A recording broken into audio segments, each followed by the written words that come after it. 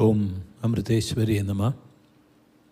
Let's begin with a short meditation. Kindly sit straight and make sure your vertebral column, your spinal column is erect. Sit in a comfortable posture, as comfortable as you can. Make sure that there is no pain in your body, and slowly close your eyes.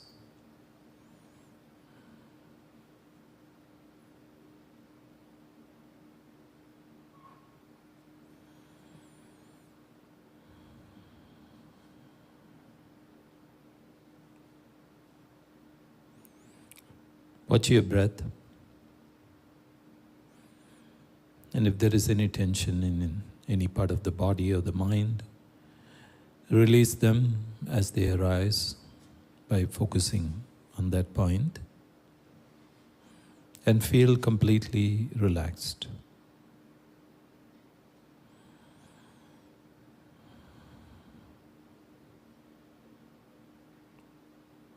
Now we'll chant Om 3 times. And as we chant Om, imagine the sound of Om to arise from within.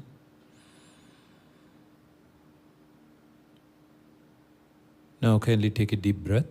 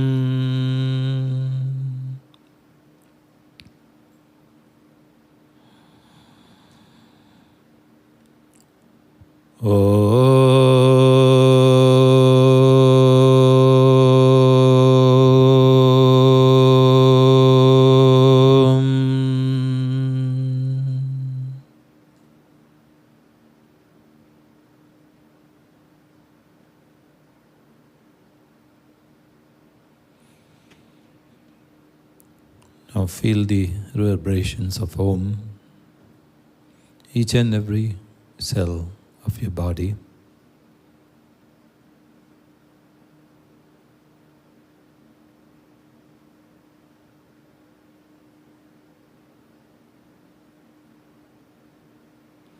Feel the silence of the mind.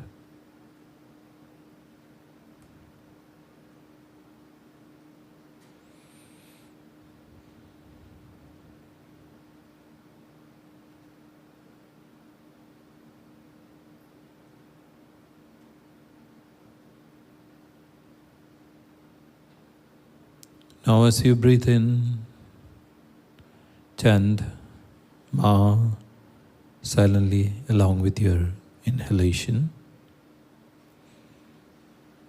and Om when you exhale. Ma when you inhale, and Om when you exhale.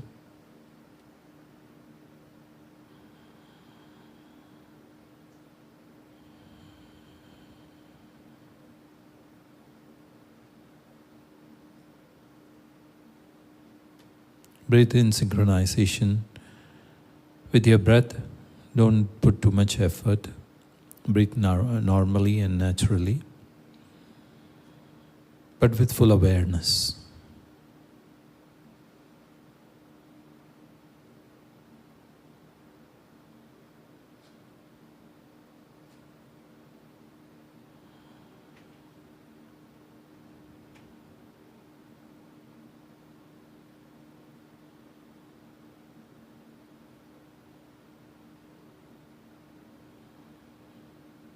Ma is a representation of divine love and Om of divine light.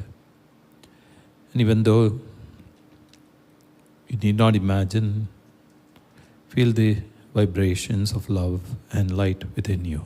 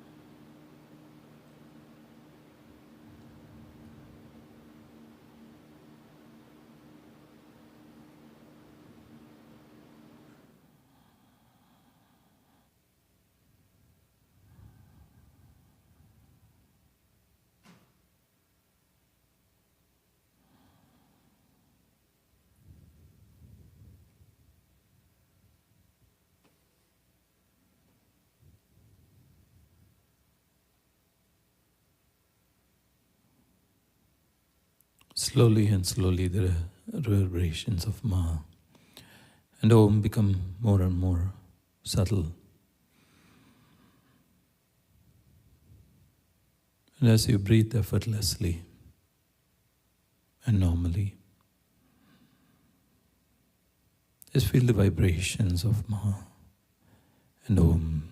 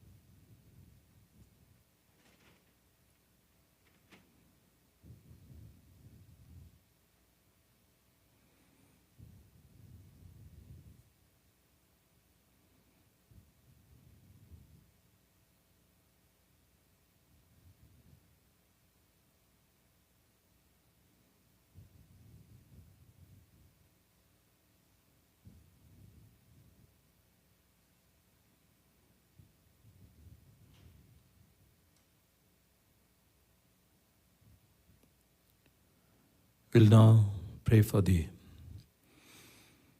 peace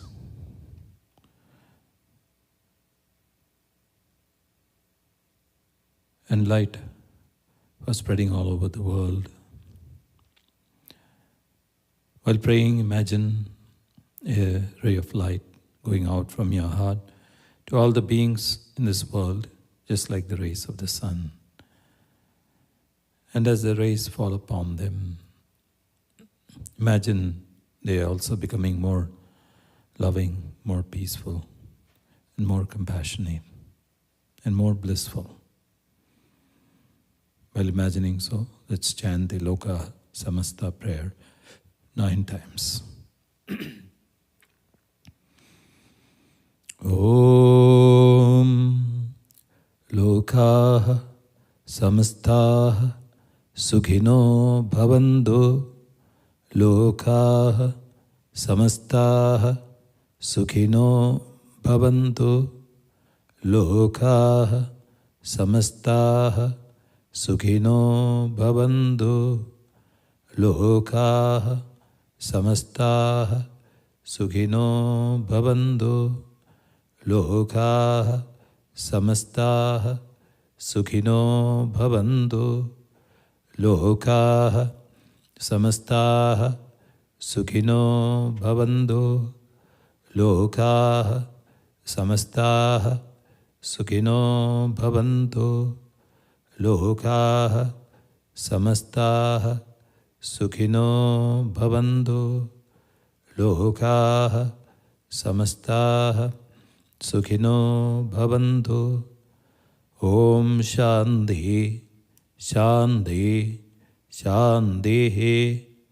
Om Shri Gurubhyo Namaha. Harihi Om.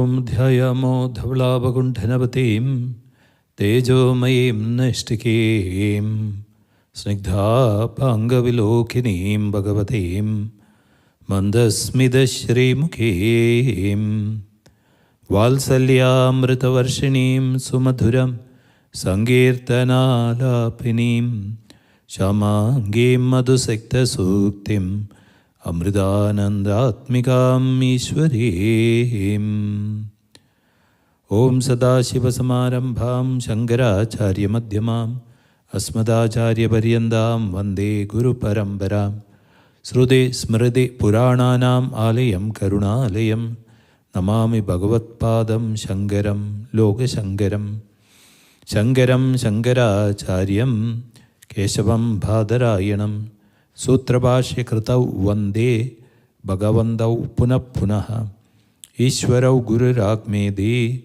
Murti Veda Vibhagine Vyomavat Vyapta Dehaya Dakshina Murtaye Namaham Om Amriteshwariyai Namah Om Amriteshwariyai Namah Om Amriteshwariyai Namah.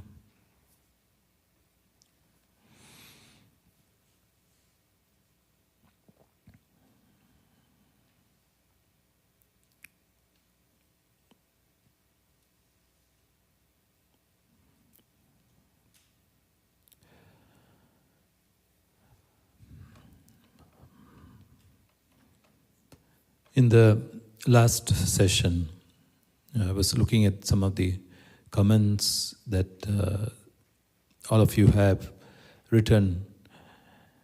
And one of the questions that was written on this is the essence of, what is the essence of Sankhya Yoga, which is now being elucidated by Kapila.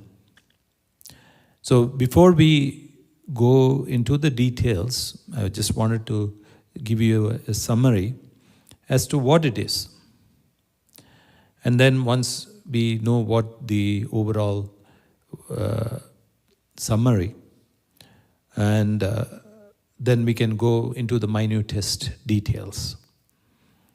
So the essence of Sankhya Yoga, as told by Kapila, to his mother Devahuti, and he says to Devahuti that mind is matter alone.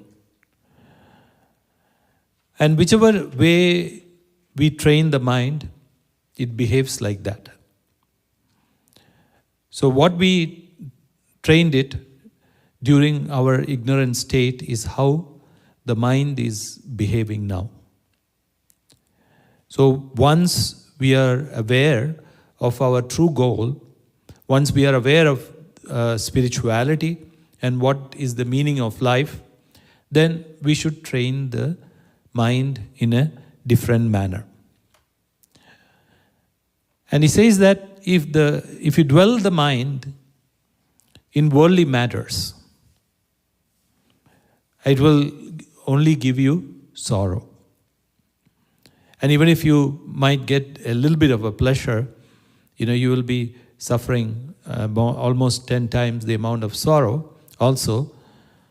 But if you allow the mind to revel in the Guru, in the God, in Atma, then it will give you ananda, it will give you bliss. So it is up to us to decide what we want. And he was saying that mind is the reason for freedom as well as for our imprisonment in Maya.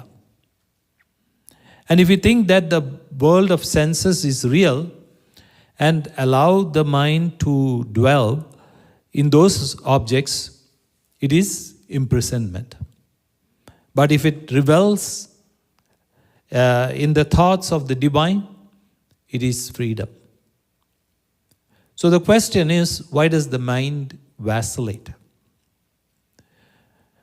And it is because of all the impurities which make the mind, in one sense, dirty, which is kama, that is pleasures, lobha, greed, moha, desires, and so on and so forth, which makes the mind unstable. So, how were these impurities created? So, that is the question, right? Originally, the mind was very pure because it came from the consciousness only. So, it is born out of the consciousness, but it became impure with the thought of I and mine. The thought that I am the body is mine, and the body is there to give me pleasure. So this is the basic fault, which is known as Mula Vidya. Primal ignorance is the cause. So it was right in the very first step itself we have gone wrong. So where we have gone wrong is what is known as, in Sanskrit they call it adhyaropam. Adhyaropam means you are imagining something and you are putting that imagination on the things that you see. See, for example, it is a late evening when it is dusk and it is dark, and you see something lying on the floor, and suddenly you think it's a snake and you jump. But then you keep looking at it for some time, then you see that it was not moving and it is not going anywhere. Then slowly, then either you take a flashlight and look at it, then you realize, oh, it was not a snake, it was only a rope. Or, sometimes in India people get so afraid while walking at night. What happens is, they're walking through some area where there are plants, especially the banana plant. And the banana plant has long leaves, right, big leaves. And when the leaves move like that, people think, oh my God, it's some spirit or somebody coming at me. And then they run. But if you just put light on it, open your flashlight and look at it, then you can understand that it was just a plant. So what made the rope a snake and the plant and the banana leaf a spirit or a person? So it was your imagination. Originally the rope was a rope and the leaf was a leaf. So similarly, what we are doing is we are imposing the anatma. Anatma means everything else other than the atma on the atma. Or we can say in our case it's the body and the mind. So we are imposing the body and mind on the atma, thinking that the body and atma is the body and mind is the atma. Whereas they are not the atma or the supreme consciousness. There are two things behind it. One is because this is the body and the mind is something which we know directly and which we interact. And the second thing is we have not known what really Atma is or supreme consciousness is, how it is. So it is very easy to impose this body and mind as the Atma. So what happens? Because of that, we are imposing the eternity on the ephemeral. So we think I, the body, is the Atma and the eternal. And that's why some people want the body to live forever. And they try to preserve it.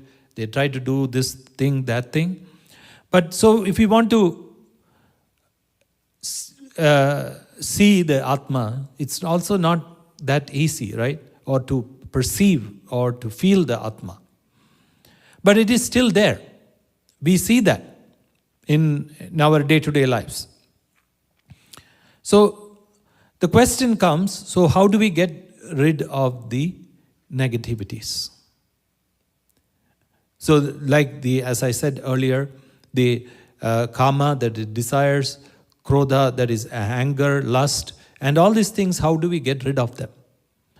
So the first step to get rid of them is to get rid of the ignorance that I am the body or I am the mind. So what we have to do, the first step is that we have to understand through logic that I am not the body. And whatever happens to the body will not affect me. So how do we do that? So we have to keep reminding ourselves over and over and over again. And this slowly will get rid of the negativities. And as the negativities go away, the mind becomes more and more pure. So here, Kapila gives a very easy solution to do this, to remind us again and again. What is the easiest way to keep our mind focused on the Supreme Consciousness? So he says it is the Satsanga. Satsanga means the Sangha or the being in the presence of jnanis or realized souls. And this is the most easiest way, he says. So if we are living with jnanis, we will be reminded 1,000 times that we are not the body, we are not the mind. All of you must have had that experiences with Amma. When Amma comes to the hall, we don't care about whether we had breakfast or coffee or tea or anything. And then we just come and sit because the presence of Amma is much, much more, gives us much more higher bliss than all these objects. And as long as Amma is in the hall, then we don't worry about all these things. And then the moment Amma goes, then suddenly you start thinking, I have not eaten for the last 5 hours or 6 hours. I have not drank anything. So you rush to the nearest Starbucks, right? So that's what you do. And it is because of Amma's influence. And because Amma has gone beyond the fact that the notion that she's just merely a body. So the other thing he says is also listening again and again about the Lord and about Brahman, the Supreme Consciousness, and about Brahma Vidya, that is, the Brahma Vidya means the knowledge of Brahman. And slowly what happens is, initially the mind might be rebelling, it doesn't want to hear anything, but as you keep sitting and sitting, you will see that the mind will start enjoying this. So you will see this in the case of many of the kids here who have grown up in the ashram. You know how Amma catches them? Amma will start with a small story. And first, that will tweak their interest. And as soon as they hear the story, there is a moral, a principle behind the story. And after listening to that, then they will start thinking. And as they keep thinking, then they will keep listening to Amma more and again and again and again. So that's how Amma pulls our minds. It's not only for kids, but it's applicable to us also. Because if I ask you this question, how many of you remember the talk that Amma gave, not this year, in 2019 in Los Angeles? Not a single word. But if we think about the stories, as to what stories did Amma say during that satsang, and if I give you the clue to the stories, then suddenly you'll say, oh my God, yes, I remember those things. So that's how Amma makes us remember the real principle, the real knowledge that we have to understand. And so, as we keep listening, then what happens? The mind starts enjoying it. And the more the mind enjoys this, the mind will stop controlling us. So what happens now? Now the mind is telling us what to do and what not to do. The mind tells you, go and sit there, or don't go and sit. Don't go to satsang. You go and watch a movie. Or the mind will say, eat this, eat that, and don't eat this, don't eat that. So we are under the sway and the command of the mind. And while doing so, what happens is slowly we will withdraw from the commands of the mind, and what happens is, instead of the mind controlling us, we will start controlling the mind. So this is what Kapila says.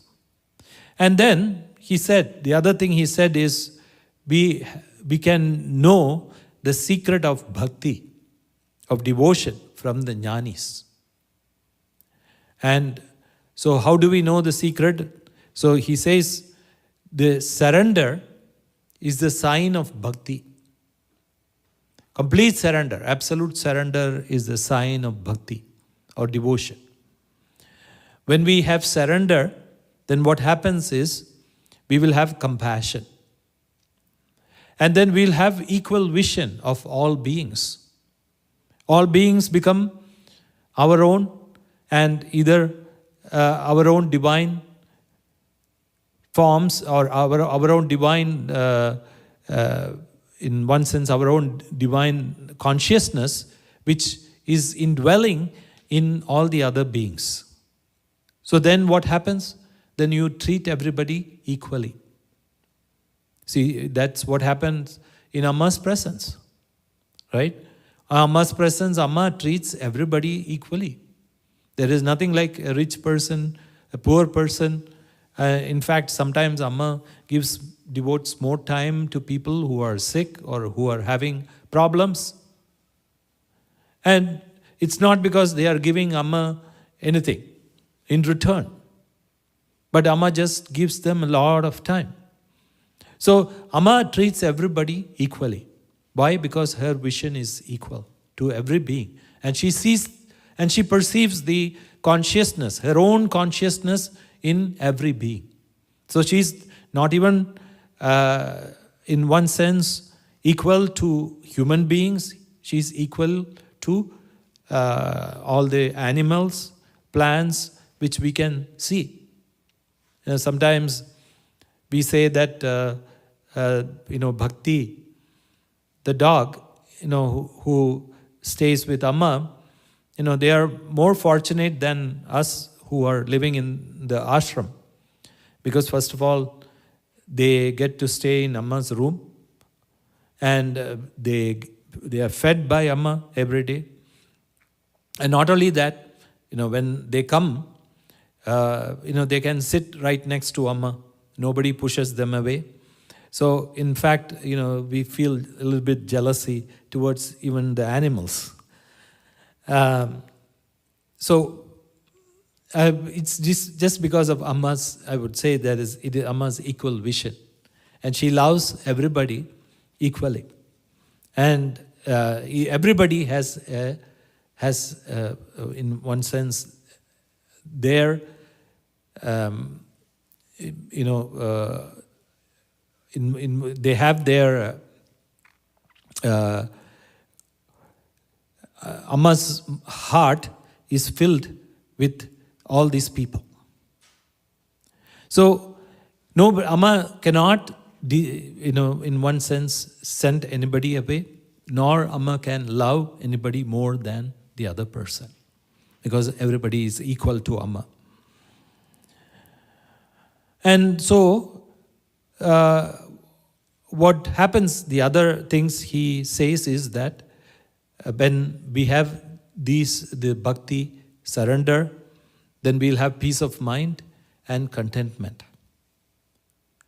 And then we will love solitude also. We would like to sit in solitude, pray or meditate, and do our mantra japa and speak less and less and not interact with the world. And we won't hate anybody, nor we would love anybody too much. And then whenever we talk about, mostly our subject will be about spirituality. And even during dreams, it will be we'll be having something connected with spirituality or Amma or our Guru. So this means the mind is becoming more pure. And so what happens ultimately, when we have the complete surrender, the fire of bhakti, the fire of that devotion will burn away all the vasanas. So he says, so inculcate bhakti and knowledge. So as Amma says, it's not just bhakti, doesn't mean emotionally having this crying and shouting and trembling and jumping up and down. That's not bhakti, that's not devotion. As Amma says, tattvatile bhakti means the bhakti based on knowledge. So same thing is being told here by Kapila. So he says, inculcate bhakti and knowledge. Knowledge about who we are, what is Atma. Because intellectually we have to understand it first. And then only we will be able to experience it. So, and then he says to his mother, Devahuti, sit alone and meditate on the form of God. So Devahuti asks him, how will I meditate? So I will come to that much later, but the details of which will be given by Kapila. But as we go here, so this is the essence of Sankhya Yoga. So even if we look into what we are looking into is how the matter developed into matter and what all aspects of the matter are there and how it became separate from the consciousness. So that's the details of which is being explained here. So that's what we were looking at. So he says to in the last session, what he was saying, telling his mother Devahuti that by devotion supported by knowledge and renunciation, spiritual aspirants attain to my feet, which are a haven where fear is unknown. And man attains to the highest he can in life when he gains one-pointed and unswerving devotion to me. And when his mind becomes unperturbed by anything because of his total self-surrender to me. So now, Lord Kapila said, now I shall tell you the characteristics of all the categories separately. By knowing this, the spirit, that is the Purusha, gets freed from the dispositions of the universal nature, Prakriti. And I shall declare to you that spiritual knowledge, which destroys the passion of the heart, reveals the higher self of man and liberates him from the bondage of nature. The Purusha is the beginningless Atman. He's not constituted of the dispositions or the gunas. Gunas means the qualities of Prakriti, the universal nature, but is distinct from and superior to Prakriti. While he reveals everything in its distinctiveness, he himself is self-revealing, requiring no other revealer. He has brought the forces of evolution together and set them in motion. So if you look at this, just want to elaborate a little bit about it. He's talking about the characteristics, and he says that the Purusha, the spirit, gets freed from the dispositions of the Prakriti, that is the qualities of the Prakriti. So the qualities of Prakriti, as I said earlier, you cannot impose that on the Purusha or the spirit. They are separate. So it's like many people, when they come to Amma, they complain to Amma about Amma's institutions. And they say, Amma's hospital or, one of the schools, the teacher is like this, or the doctor was like this, they didn't treat me properly. So can you say that was all Amma's fault? Amma has nothing to do with it. Amma is just observer. She created that and she has put people in charge. And if somebody is creating some kind of a problem, you cannot impose that on Amma. Amma and the organization are different. Amma sits and observes these things. And Amma allows all the people to do whatever they want because she gives them the freedom. And now you say that it is all Amma's fault. It is not Amma's fault. So this is exactly what he is trying to say here. The Purusha, the spirit, is different from the qualities of nature, Prakriti. So you cannot say that the spirit and the nature are one and the same. They are different. And he says that Purusha, that the spirit is the beginningless Atman. So there is no beginning. So if there is no beginning, there is no end also. And he is not constituted of the dispositions or the gunas or the qualities of the Prakriti. So here, I'm just going to repeat again and again, Purusha and Prakriti. So you have to understand what is Purusha. Purusha is the Atman and Prakriti is the nature. So I'm not going to translate it anymore, so that you will learn these words. So he says the constitution of Purusha is not the same as the Prakriti. So he does not, the gunas or the qualities of Prakriti is not what is the constitution of the Purusha.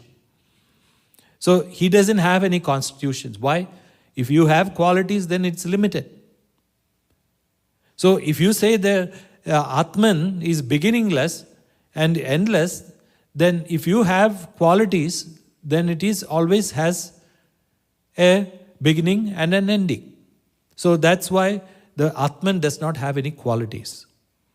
But it is distinct, it is separate from the Prakriti, and it is superior to Prakriti. Why is it superior to Prakriti? Because it is not affected by the Prakriti. So anything, if it is not affected, then it is superior. That's what it means. And he says, while he reveals everything in its distinctiveness, he himself is self-revealing, requiring no other revealer. Why? Because he is part of us. And you don't have to come and tell me and shake my hand and say, oh, this is your hand. Why? Because I already know that this is my hand. So while shaking my hand, you don't have to come and tell me that, hello, you're shaking my hand with your hand. That is absurd, right? So it's like that. So the revealer, when the revealer is indweller inside of you, you don't need another person. And he has brought the forces of evolution together and set them in motion. So we will see that, how it is done. And the Supreme Spirit being approached at the behest by his own subtle divine power, which is Prakriti, which is universal nature, constituted of the three gunas. They are called, the three gunas are known as Sattva, Rajas and Tamas. Sattva is the pure, the Rajas is the activity, and Tamas is the dull. And looked at her sportively, as it were, and thereby endowed her with the power of world evolution by impregnating her with his own emanation as the jiva or the individual spirit. So it's kind of a little bit difficult to explain this, but you can just see that how the individual jiva or the jivatma or the spirit came about. So it constituted of the three gunas, the sattva, rajas and tamas. So sattva again is pure, rajas is active, and tamas is the laziness. So again, I'm not going to reiterate the meaning, but please understand this sattva, rajas and tamas.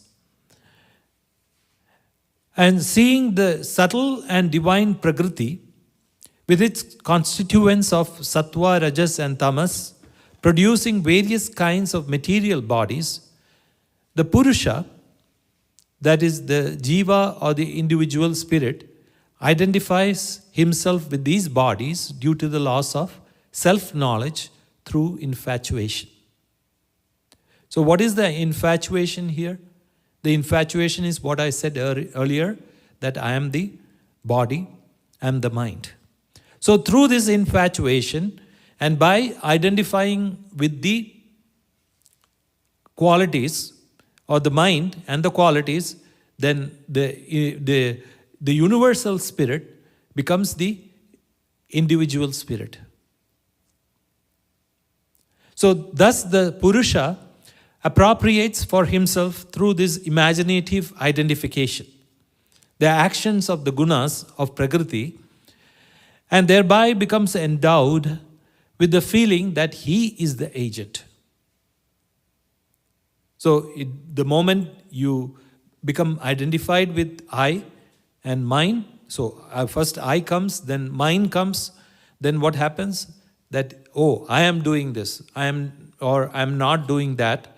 So all these things comes. So that is what he is saying with the feeling that he is the agent, he is the doer. And though the Purusha is in reality only the actionless, free, blissful, and uninvolved witness of the movements of the Prakriti, this imaginative identification makes him feel himself to be the agent and the enjoyer, subject to samsara and its consequent bondage and enslavement. So what happens, as I was telling earlier, seeing imposing the snake on the rope. So here what is happening is there is the imaginative identification. And this imaginative identification makes him feel to be the agent, that I am doing this, I am not doing that. And then because of that, he is subject to samsara. Samsara means the world of where you have to be born, reborn again, and also enjoy and suffer the consequences of your own actions. And because of that, what happens? The bondage and enslavement begins. And so in this complex agent-enjoyer relationship, the sense of agency together with the cause and effect relationship is derived from Prakriti. So in this complex agent-enjoyer relationship, the sense of agency together with the cause and effect relationship is derived from Prakriti. Why is it derived from the Prakriti? The Prakriti is what creates the fact that I and mine. So that is where the cause and effect starts. Whereas the sense of enjoyment, consisting in the experiences of both sorrow and joy, is derived from the Purusha. So what is derived from the Purusha, the spirit, is both joy and sorrow. So how can you say it is both joy and sorrow? It should have been bliss only, right? It should have been only joy. So we have to understand, where does joy and sorrow come? It is in the mental level. And so if you go beyond that, then there is only absolute bliss. Joy and sorrow comes only in the mental level. So this, because of the identification with the I and the mind and the body, so that's where joy and sorrow comes. But it is, where does this mind come from? It is from the spirit. So that's why he is saying it is derived from the spirit, but still, because of the sense of enjoyment that I am enjoying or I am suffering, that is where the prakriti comes. So it's kind of getting a little bit more and more complex and convoluted. So you have to pay attention very carefully. And Devahudi said, "O Lord, explain to me the characteristics of Purusha and Prakriti, who are the ultimate source of all that exists, manifest or unmanifest." And the Bhagavan, that is Kapila Bhagavan, said, the description of Prakriti is as follows. It is called Prakriti because it is the root substance of all objects. It is also known as Pradhana, or the principal entity behind, because it is the anterior to all distinct objects, which are only its evolutes. It is without distinctions of any kind, yet all distinctions are potential in it. It is to be distinguished from Brahman, which is the first cause, insofar as it is constituted of the three gunas of sattva, rajas and tamas. It is imperceptible, not being apprehended by any organ of knowledge, but it exists eternally as it provides the basis and the substance for all objects in their causal and effectual conditions. So he's saying, what is Prakriti? The description of Prakriti. Because it is the root substance of all objects. And is the principal entity, because it is the support, the anterior to all the objects, which are its evolutes, which evolved from Prakriti. It came from Prakriti, so it is the where the evolution took place. But it is also distinct from the Brahman, which is Purusha, and insofar because it constitutes of three gunas, the qualities, sattva, rajas and tamas. And it is imperceptible, not being apprehended by any organ of knowledge. Why? Because it is more subtler than, what I told you about the mind. Why is the mind? What is the mind? The mind is nothing but matter. So if matter came from Prakriti, so how can matter know Prakriti? So it cannot be understood or apprehended. But it is the basis and the substance of all objects. And he says the evolutes of Prakriti are 24 as follows. There are the 5 great elements.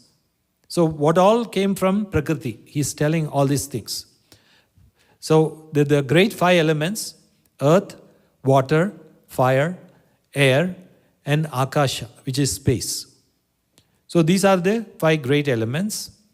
And then the 5 subtle elements or tanmatras, it is called the tanmatras, which is smell, taste, form, color, touch, and sound.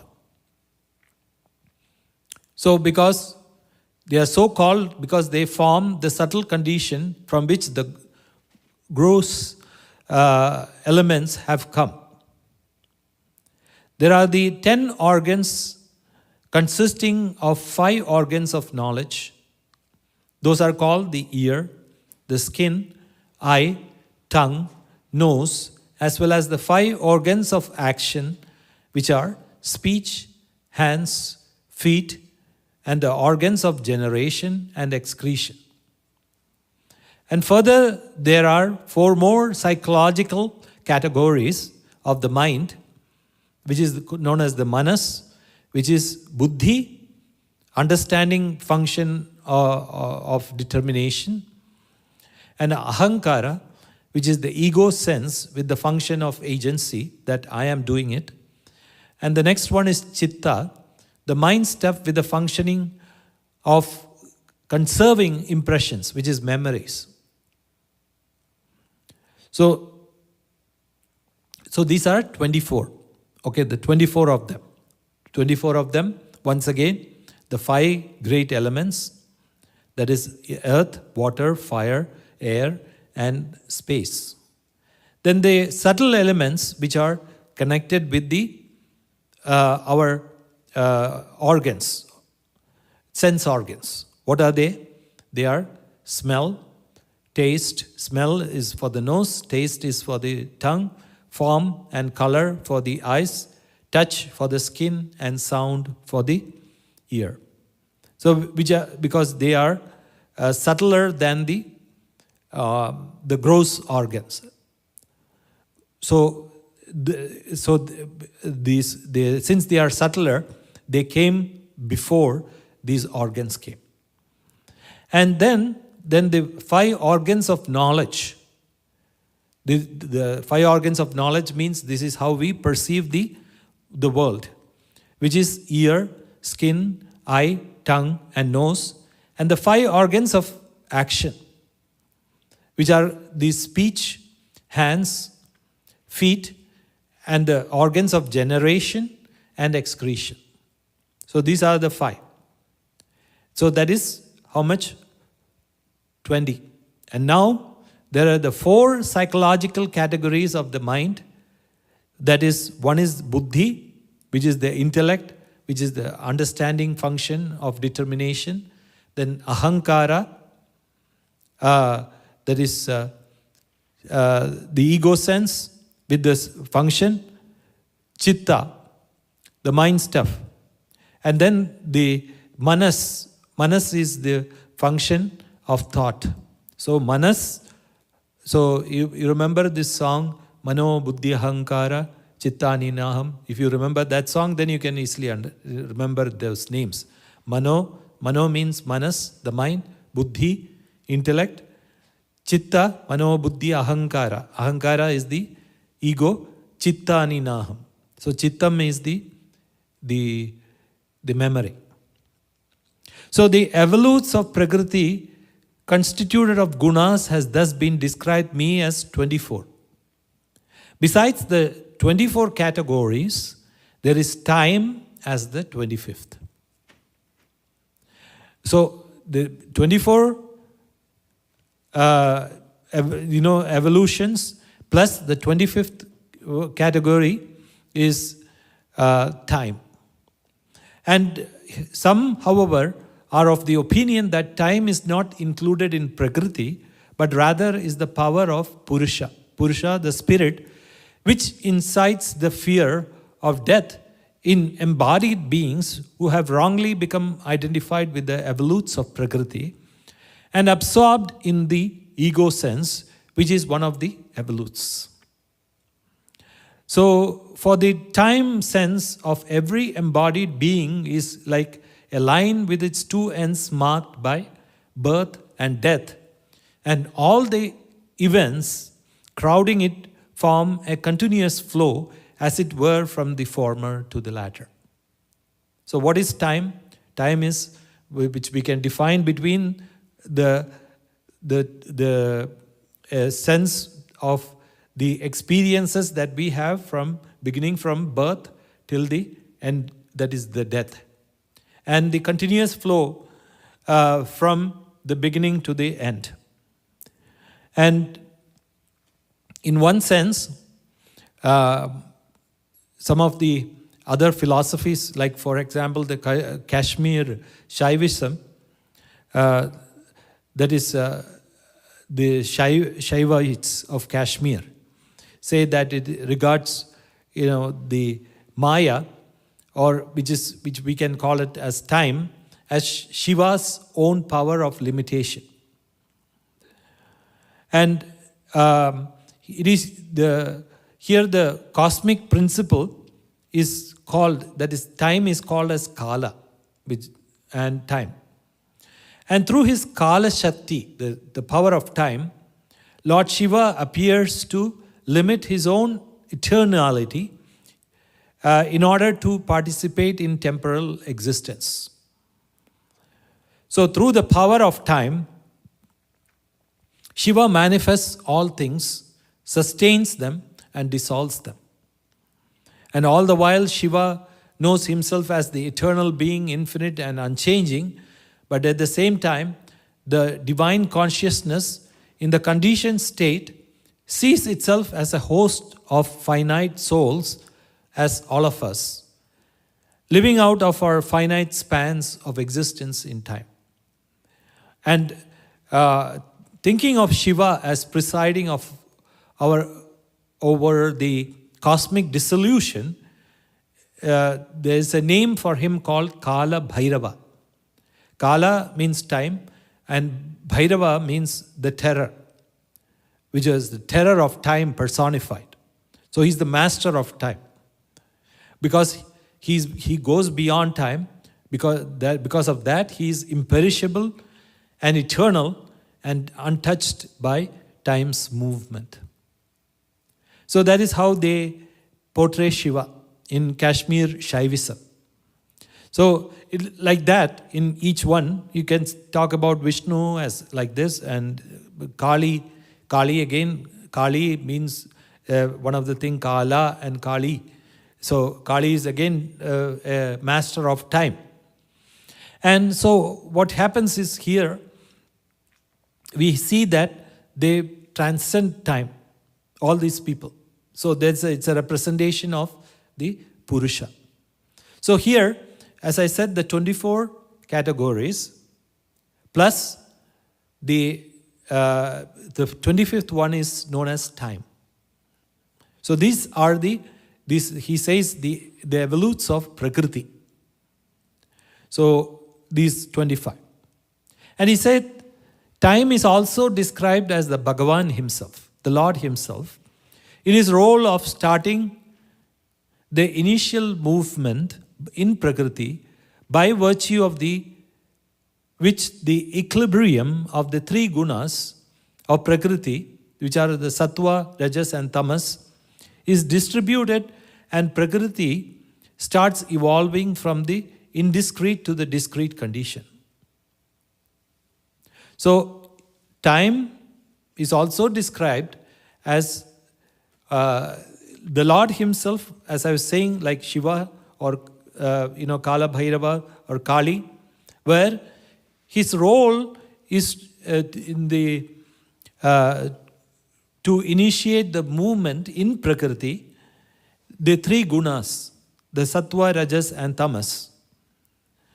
And so the Supreme Being, by virtue of his divine power, pervades everything internally as the indwelling spirit and externally as time. So, in one sense, he says it is the indwelling spirit, Purusha is the indwelling spirit, whereas externally, when we look at it, it is Prakriti is time.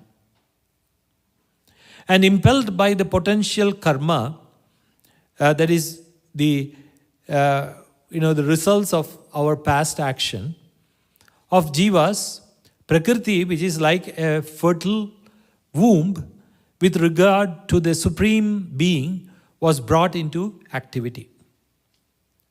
And impregnated by the will of the Supreme Being, Prakriti brought forth her first evolute, the Mahatattva, all-comprehending entity of golden hue.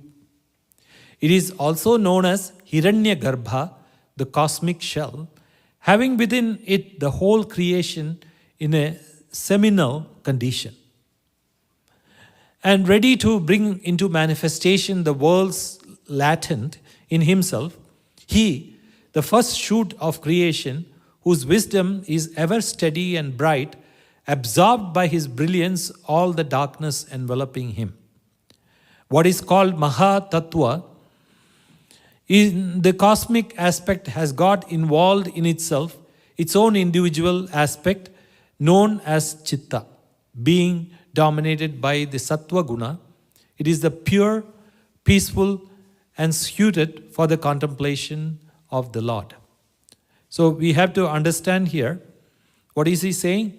So the Prakriti, by the will of the Supreme Being, brought forth her first evolute. So what was that? That was the Mahatattva, that is, it's also known as Hiranyagarbha, which is the whole creation in the golden cosmic shell. And it was in a seed condition. And it was brought forth, and so he's saying that what is called Mahatattva is the cosmic aspect which has got involved in itself its own individual aspect known as Chitta. Chitta is the mind being dominated by the Sattva Guna. So it is pure, peaceful, and suited for the contemplation of the Lord. So Sattva Guna was brought forth.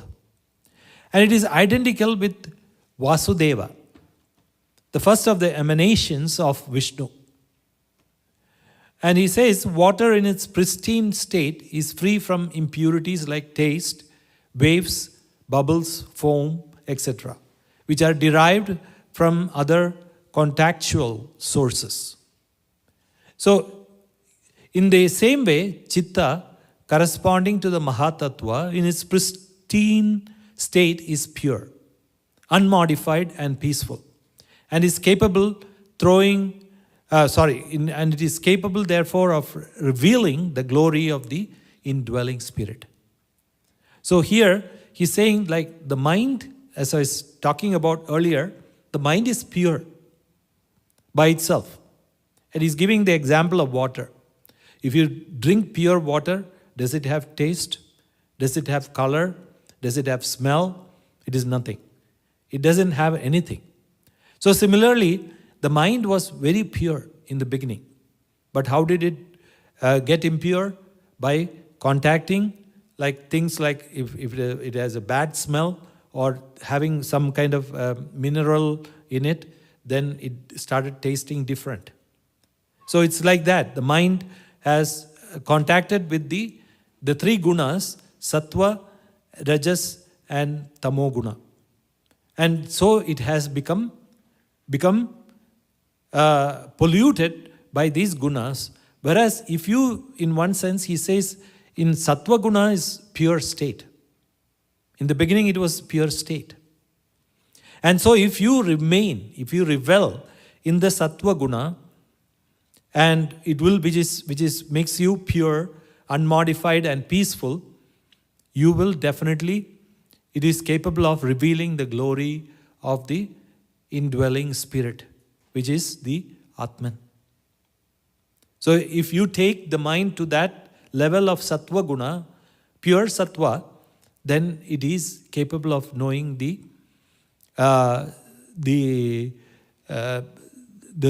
Atman, the pure spirit. So that is what he is saying now. So we will stop here, because if I talk too much, then there will be too much to think about for today. So let's stop here, and I hope you can digest what you have heard, and I hope I have explained properly also. That is also another factor. And from the explanations and from your thinking about it, you will be able to understand and derive more and more of the meaning of what he said. Om Amriteshwariye Namah.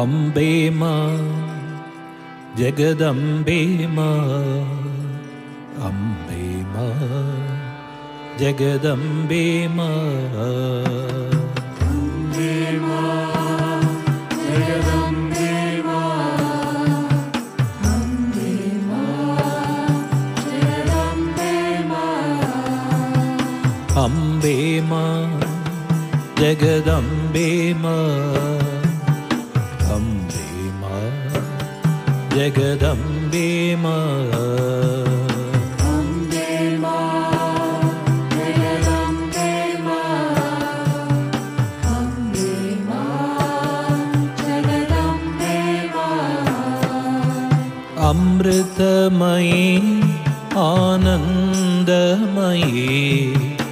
अमृतानन्दमयी मां,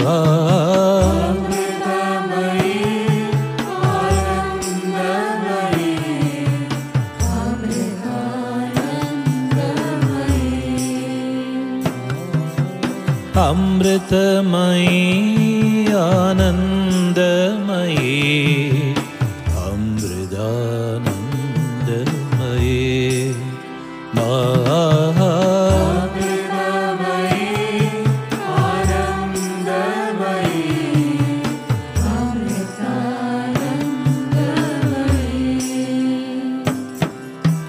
शान्तिमयी सुहासमयी, अमृतानन्दमयी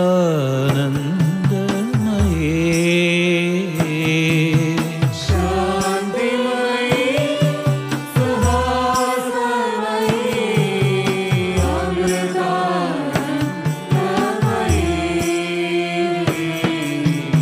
अम्बे मां जगदम्बे मां, अम्बे मां जगदम्बे मां, अम्बे मां जगदम्बे मां, अम्बे मां जगदम्बे मां, मैं हूँ अनाथ तू ही माता,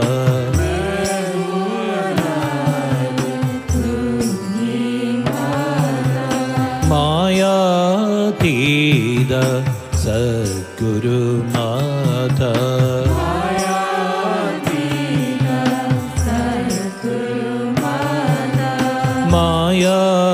मायातीत सद्गुरु माता,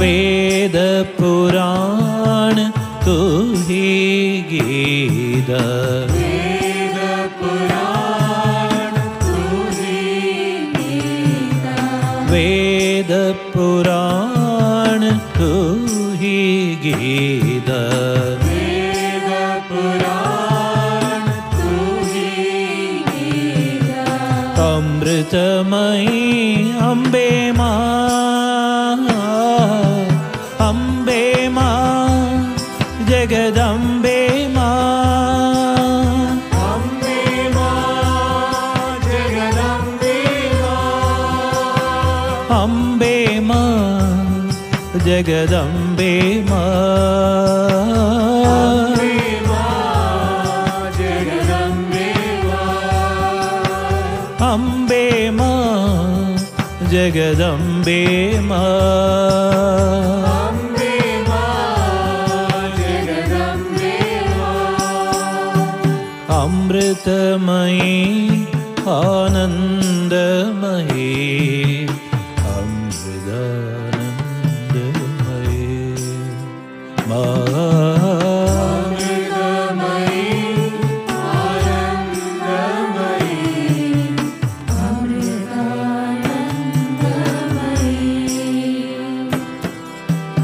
अम्बे मां जगदम्बे मां, अम्बे मां जगदम्बे मां,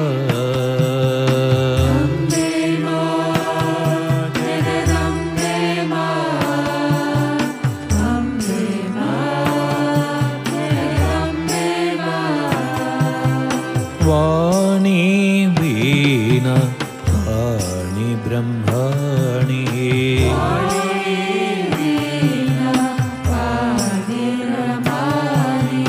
लक्ष्मी नारायणी मा कल्याणी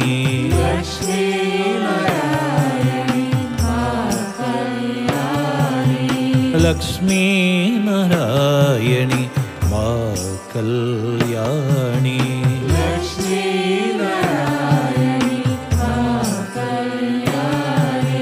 त्रिशूलवाणी अम्बा भवानी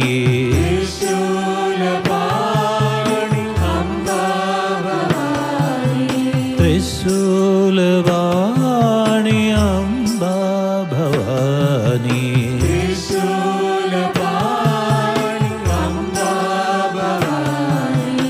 अमृतमयी अम्बे मां अम्बे मां जगदम्बे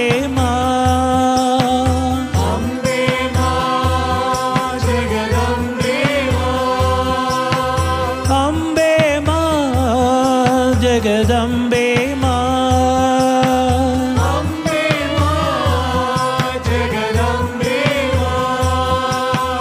अम्बे मां जगदम्बे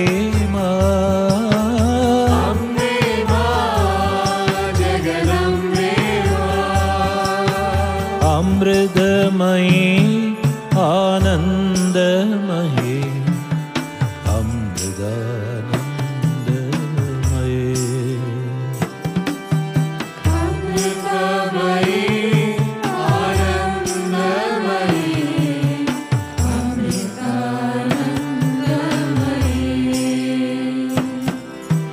शान्तिमयी सुहासमयी अमृतानन्दमयी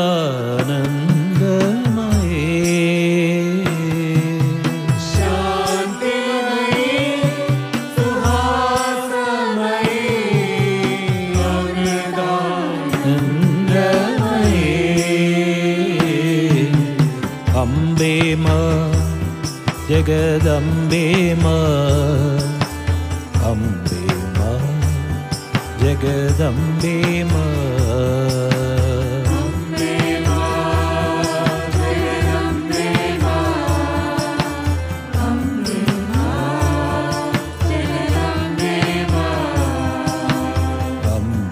मां जगदम्बे मां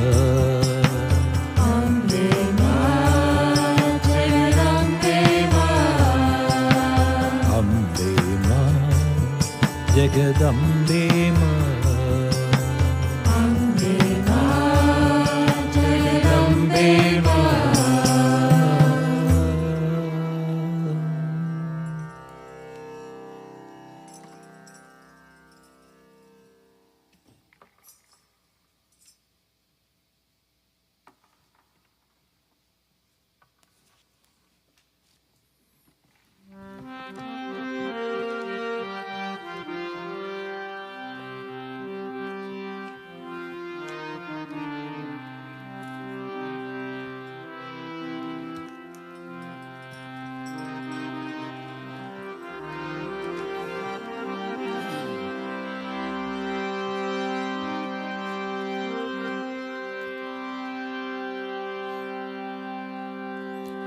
जय गणेश जय एकदंत जय लंबोदर विष्णु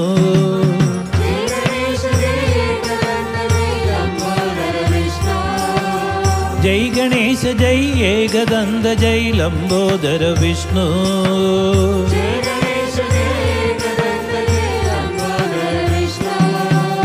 जय महेश सुत पार्वती नंदन जय विघ्नेश विभो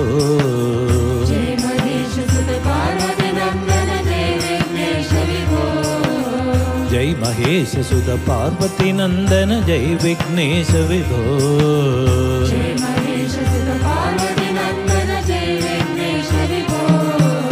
जय गणेश जय एकदंत जय लंबोदर विष्णु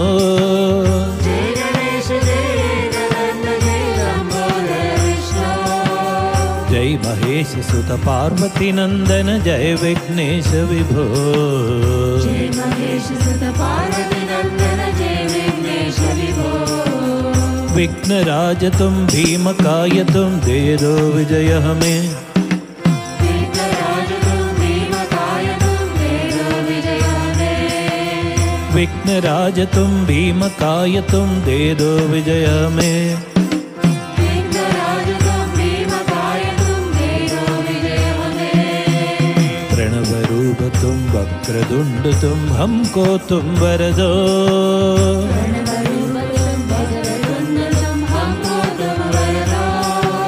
प्रणव रूप तुम वक्रतुंड तुम हमको तुम वर दो।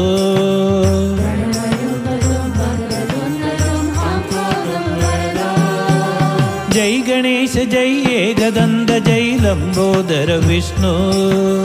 जय गणेश जय एकदंत जय लंबोदर विष्णु। जय महेश सुत पार्वती नंदन जय विघ्नेश विभो। जय महेश सुत पार्वती नंदन जय विघ्नेश विभो। स्वर्ण वर्ण तुम देव पूज्य तुम मूषिक वाहन तुम। स्वर्ण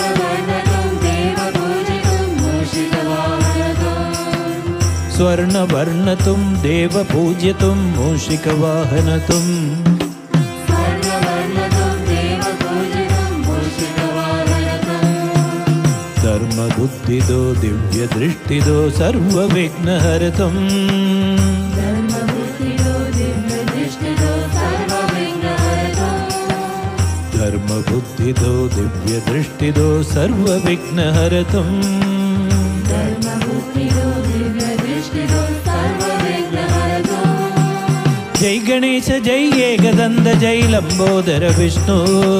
जय गणेश जय एकदंत जय लंबोदर विष्णु। जय गणेश जय एकदंत जय लंबोदर विष्णु। जय गणेश जय एकदंत जय लंबोदर विष्णु। जय महेश सुत पार्वती नंदन जय विघ्नेश विभो। जय महेश सुत पार्वती नंदन जय विघ्नेश विभो। जय महेश सुत पार्वती नंदन जय विघ्नेश विभो। जय महेश सुत पार्वती नंदन जय विघ्नेश विभो। जय महेश सुत पार्वती नंदन जय विघ्नेश विभो। जय महेश सुत पार्वती नंदन जय विघ्नेश विभो।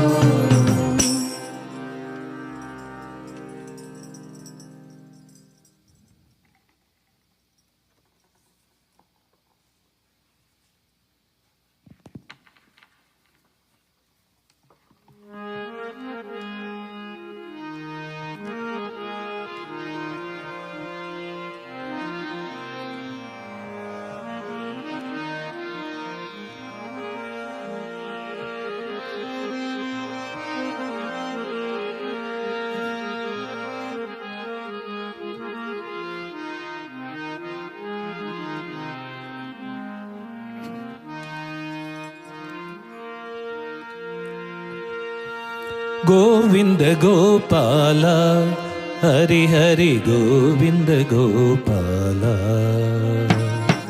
गोविंद गोपाला हरि हरि गोविंद गोपाला। गोविंद गोपाला हरि हरि गोविंद गोपाला। गोविंद गोपाला हरि हरि गोविंद गोपाला। गाओ गाओ हरि गुण गाओ जय हरि गोपाला। गावो गावो हरि गुण गावो जय हरि गोपाला। गाओ गाओ हरि गुण गाओ जय हरि गोपाला। गावो गावो हरि गुण गावो जय हरि गोपाला।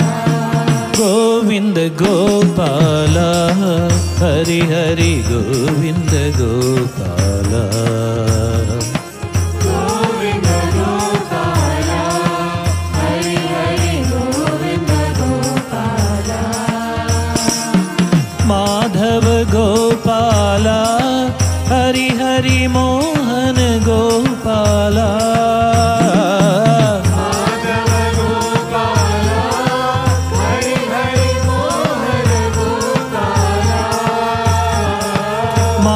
माधव गोपाला हरि हरि मोहन गोपाला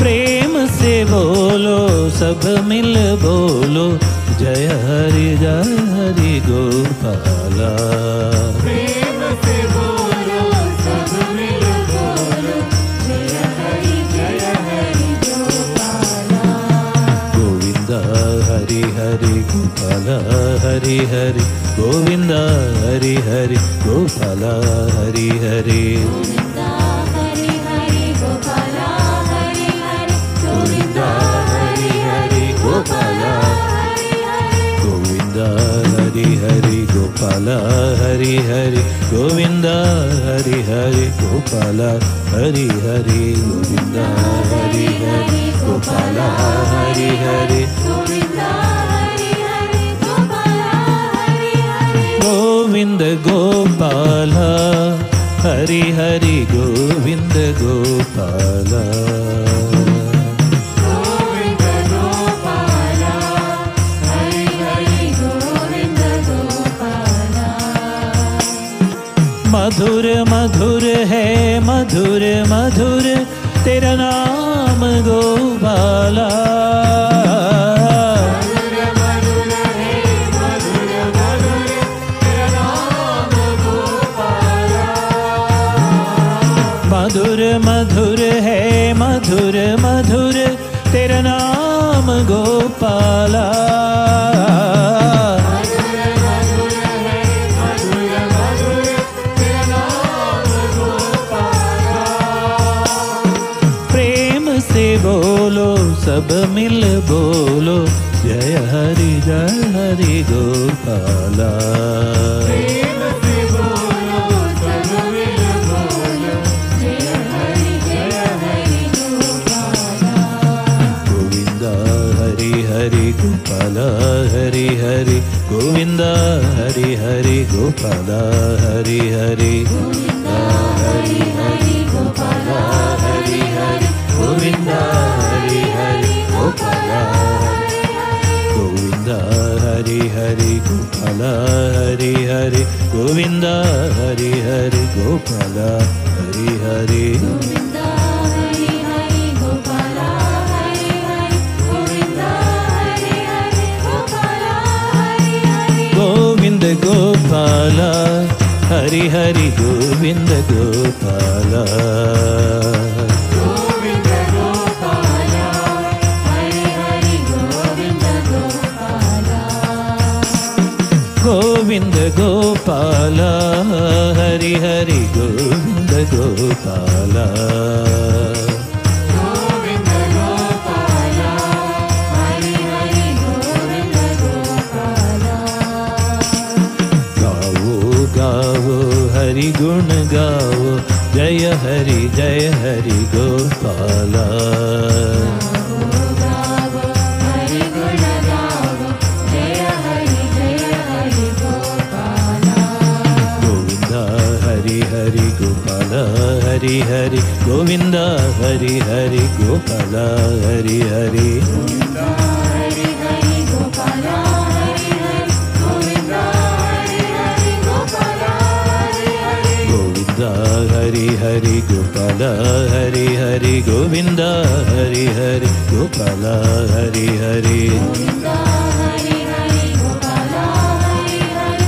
गोविंदा हरि हरि गोपाला हरि हरि गोविंद हरि हरि गोपाला हरि हरि गोविंद हरि हरि गोपाला हरि हरि गोविंदा हरि हरि गोपाला हरि हरि गोविंद हरि हरि गोपाला हरि गोविंद हरि हरि गोपाला हरि हरि गोविंद हरि हरि गोपाला हरि हरि गोविंद हरि हरि गोपाला हरि हरि गोविंद हरि हरि गोपाला हरि हरि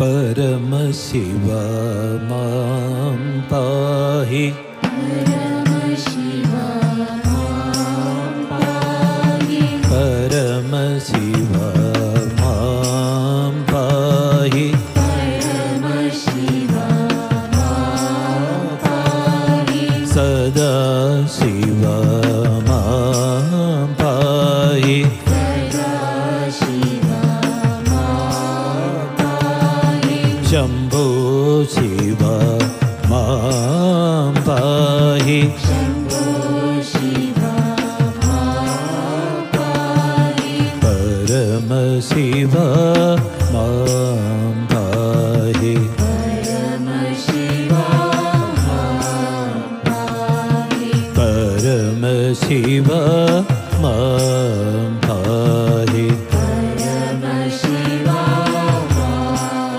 पाहि अक्षरलिङ्गा पाहि माम् अक्षरलिङ्गा पाहि माम् अव्ययलिङ्गा पाहि माम् अव्ययलिङ्गा पाहि माम् अव्ययलिङ्गा पाहि माम् अव्ययलिङ्गा पाहि माम् आकाशलिङ्गा पाहि माम् आकाशलिङ्गा पाहि माम् आकाशलिङ्गा पाहि माम् आकाशलिङ्गा पाहि माम् आत्मलिङ्गा पाहि माम् आत्मलिङ्गा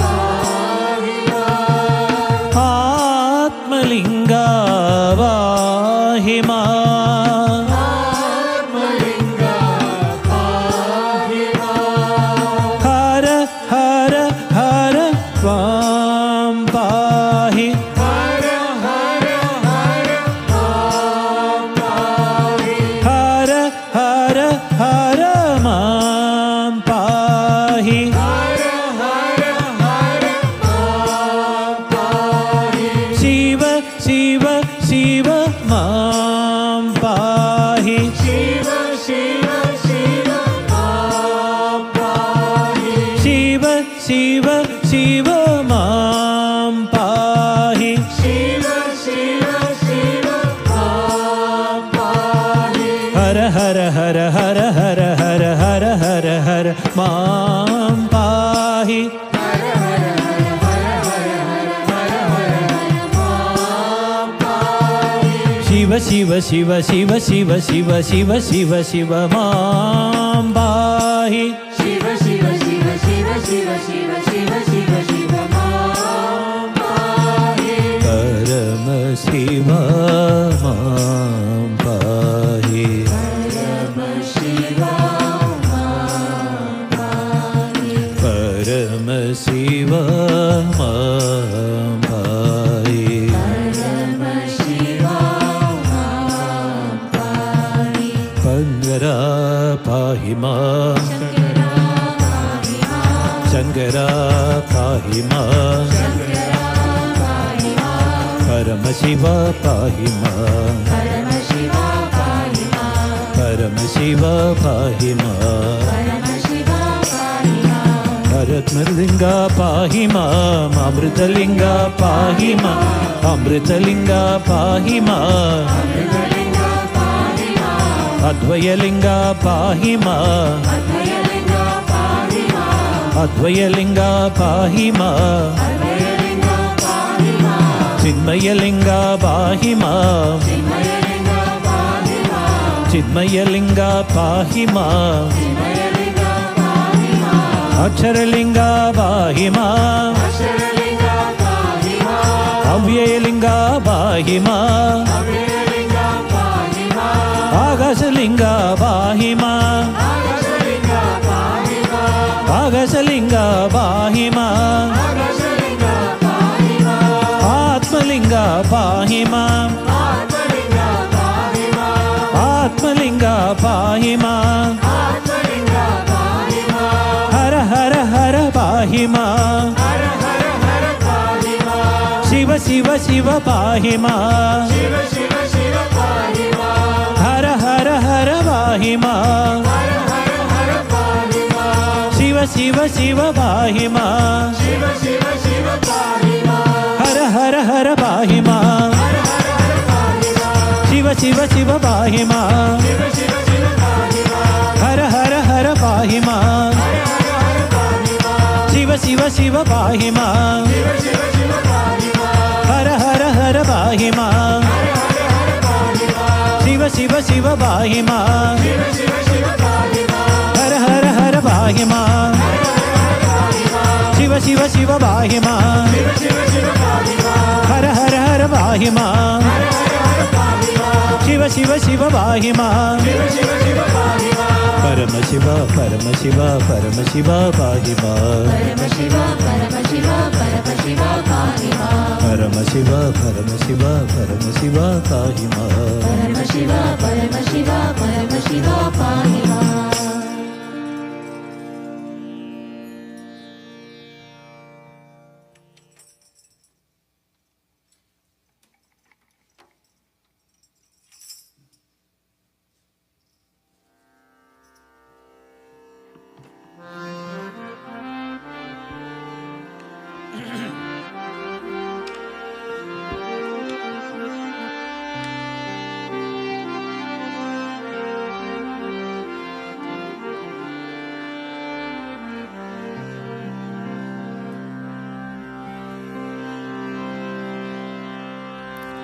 अमृतेश्वरी मङ्गलं प्रणमदा मुक्तिप्रदे मङ्गलं भुवनेश्वरी मङ्गलं सुकृतिना एकाश्रये मङ्गलम् अमृतेश्वरी मङ्गलं प्रणमदा मुक्तिप्रदे मङ्गलं भुवनेश्वरी मङ्गलं सुकृतिना एकाश्रये मङ्गलम् हृदयेश्वरी मङ्गलं हृदिलसत् तेजोमयी मङ्गलं मृदुभाषिणी मङ्गलं विजयदा प्रेमाग्रदे मङ्गलं विजयदा प्रेमाकृदे मङ्गलं विजयदा प्रेमाग्रदे मङ्गलम्.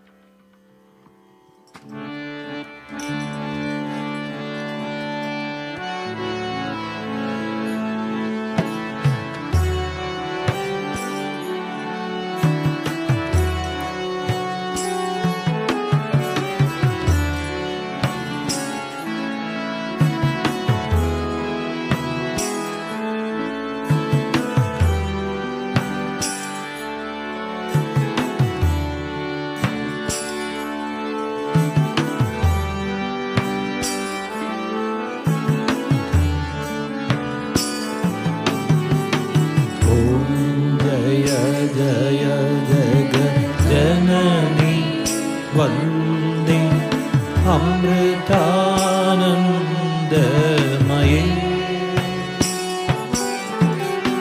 मंगल आरती माधव भवानी अमृतानन्दमये माता अमृतानन्दमये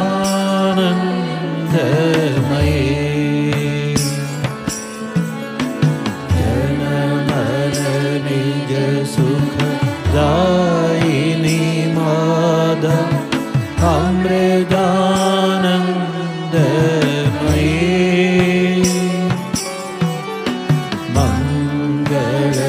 मंगलकारिणी वन्दे जननी अमृतानन्दमये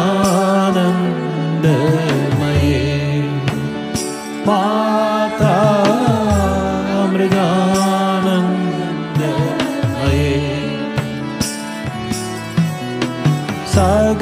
सकलागम निगमादिषु चरिते अमृतानन्दमये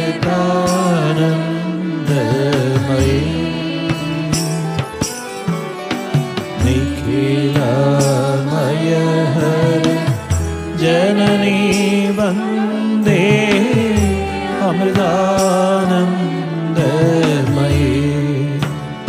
माता अमृतानन्दमये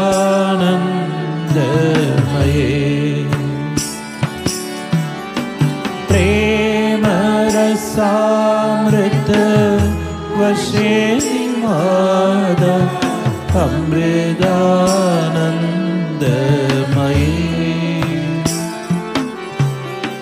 प्रेम भक्ति संदायिनी माता अमृतानन्दमये माता अमृतानन्दमये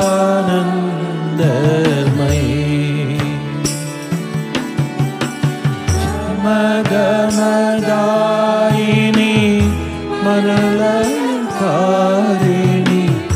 अमृतानन्दमये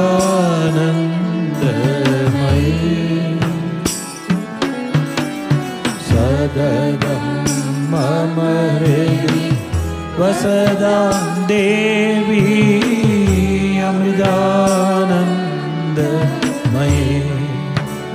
माता अमृतानन्दमये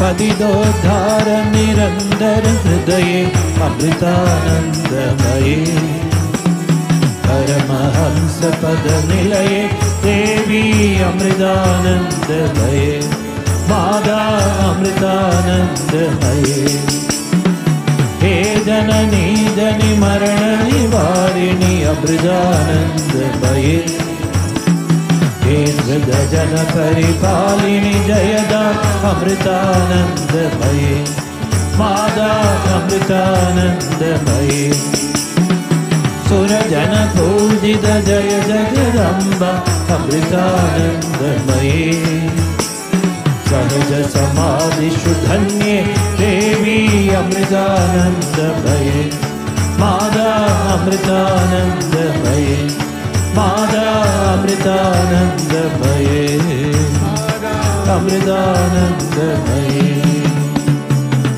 ॐ जय जय जगजननी वन्दे अमृतानन्दमये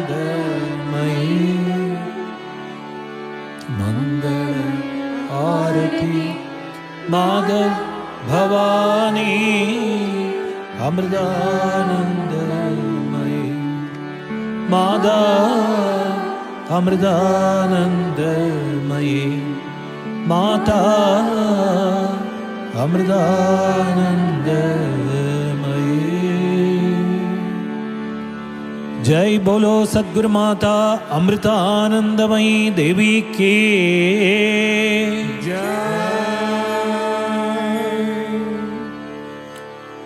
ओम असतो मा सद्गमय तमसो मा ज्योतिर्गमय मृत्योर्मा अमृतं गमय। ॐ शान्ति शान्ति शान्तिः। ॐ लोकाः समस्ताः सुखिनो भवन्तु। लोकाः समस्ताः सुखिनो भवन्तु। लोकाः समस्ताः सुखिनो भवन्तु। ॐ शान्ति शान्ति शान्तिः। ॐ श्री गुरुभ्यो नमः। हरिः ॐ।